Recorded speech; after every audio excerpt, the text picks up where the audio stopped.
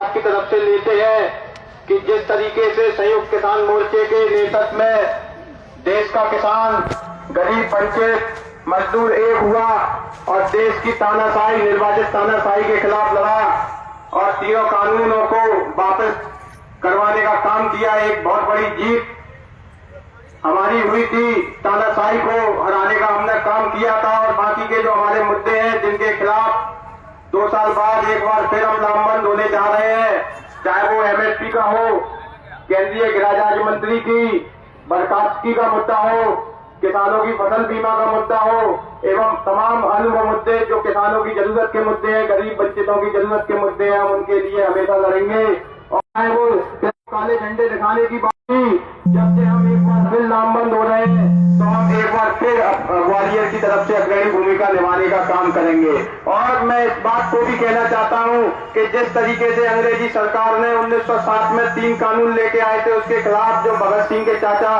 ने नेतृत्व किया था, वो तीनों कानून वापस करवाने का काम किया था। जो इस देश के गरीब वंचित किसानों को बर्बाद करने वाले कानून थे, उनको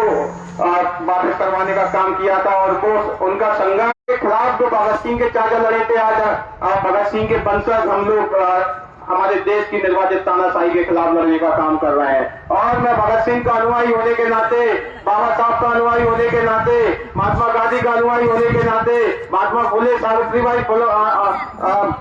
का अनुयायी होने के नाते ये बात मैं स्पष्ट कर देना चाहता हूं कि हमारे पास बुद्ध की विचारधारा है, हमारे पास महात्मा फुले,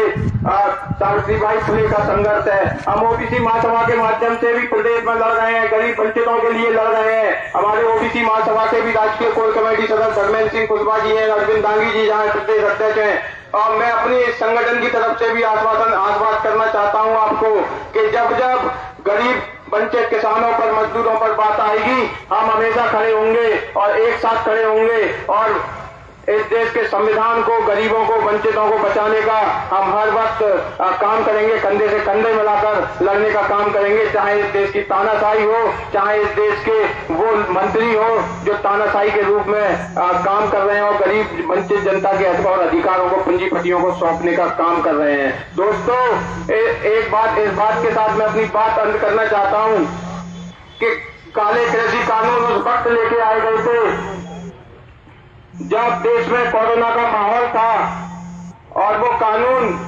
जब उस स्थिति में लाए गए जब सारे सेक्टर कोरोना में बर्बाद हो रहे थे, जब कृषि एक ऐसा सेक्टर जो 4% की दिलाते हैं कि हमेशा आपके संघर्ष में हम और ओबीसी महासभा, संयुक्त किसान मोर्चा, किसान संघर्ष समिति, AIKS, AIKK, MS सब एक साथ लड़ेंगे और इस देश की निर्वाचित तानाशाही को हराने का काम करेंगे। इंकलाब जिंदाबाद, जिंदाबाद जिंदाबाद, लड़ेंगे, जीतेंगे, धन्यवाद। हमारे बीच में शहडोल के किसान भी मौजूद है और वहाँ के आदिवासी किसानों के नेता बुस्सेन सिंह गौड़ साहब आपके बीच में बोलेंगे। बुस्सेन सिंह जी।